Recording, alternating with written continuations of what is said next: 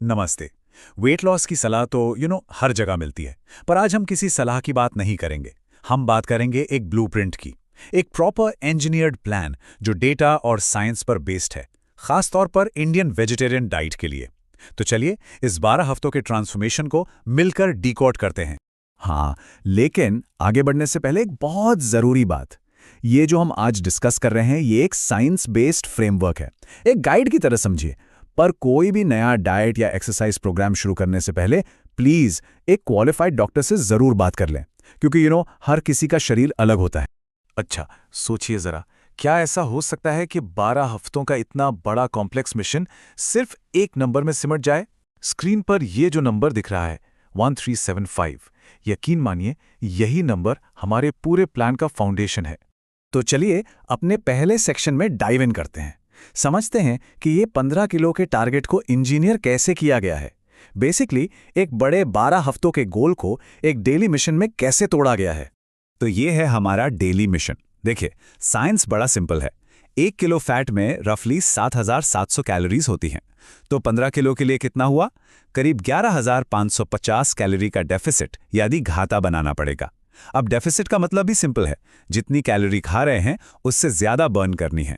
और जब हम इस टोटल डेफिसिट को 84 दिनों में यानी 12 हफ्तों में डिवाइड करते हैं तो हमें मिलता है हमारा magic number 1375 calories per day.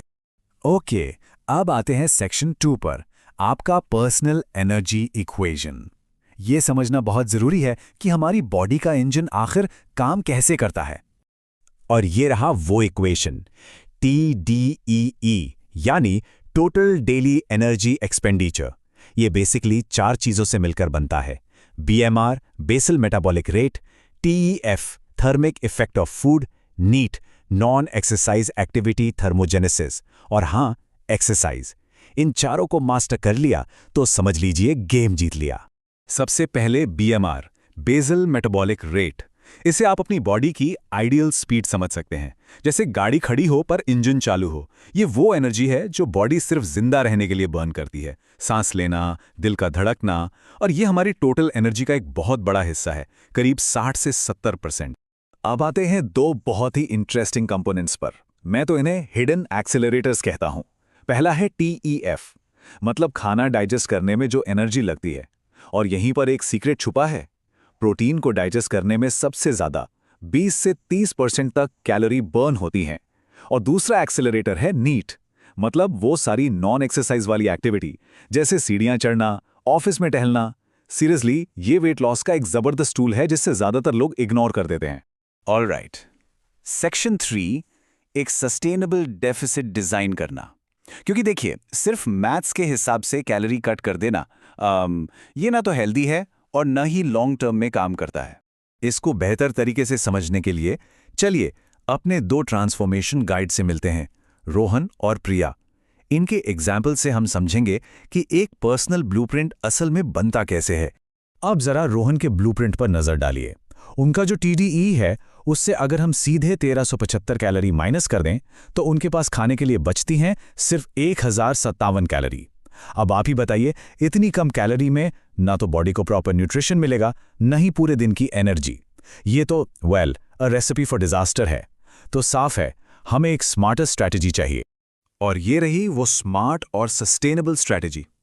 प्रिया का एग्जाम्पल हमें दिखाता है कि 1375 कैलोरीज के डेफिसिट को स्मार्ट तरीके से कैसे स्प्लिट किया जाता है। एक सेफ डाइटरी इनटेक जैसे 1200 कैलोरी, और बाकी का डेफिसिट उसे एक्टिविटी बढ़ाकर पूरा करना, मतलब एक्सरसाइज और NEAT से। सिंपल, इफेक्टिव और sustainable. Okay, now for section 4। ये बहुत ही क्रिटिकल है। प्रोटीन AKA आपका मेटाबॉलिक एलाय। इसे सिर्फ खाने की चीज मत समझिए, ये वेट लॉस जर्नी में एक स्ट्रेटेजिक टूल है, स्पेशली इंडियन वेजिटेरियन डाइट में।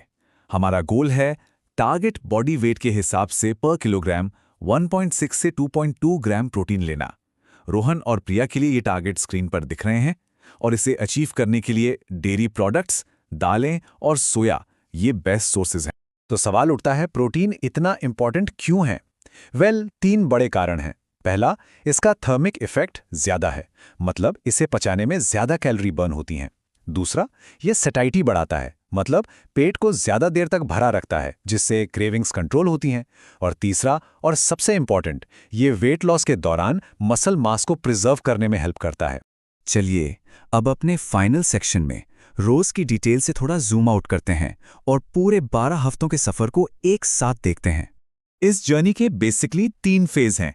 पहले 4 हफ्ते ये फाउंडेशन बनाने के लिए हैं, नई आदतें बनाने के लिए। 8वें हफ्ते तक हम एक्सेलरेशन मोड में होते हैं, इंटेंसिटी बढ़ाते हैं और 12th हफ्ता में इन सारे चेंजेस को कंसोलिडेट करते हैं ताकि एक स्ट्रॉन्ग फिनिश हो और ये लाइफस्टाइल आगे भी चले। और एक बात, ये जर्नी सिर्फ वेट मशीन के नंबर के बारे में नहीं है, बिल्कुल नहीं। असली जीत तो अंदर होती है। इंप्रूव्ड इंसुलिन सेंसिटिविटी, जिससे टाइप 2 डायबिटीज का रिस्क 50% तक कम हो सकता है। बॉडी में इन्फ्लेमेशन का कम होना, एक हेल्दियर गट, ये है सफर के रियल रिवॉर्ड्स। तो आखिर में बस यही कहूंगा, इस पूरे प्रोसेस को एक रिस्ट्रिक्टिव डाइट की तरह मत देखिए। इसे एक इंटेलिजेंट डिजाइन की तरह देखिए, जो आपके calculated, well thought out decisions का नतीजा है। क्योंकि आखिर में आप ही अपनी सेहत के आर्किटेक्ट हैं। सो बिल्ड इट वेल।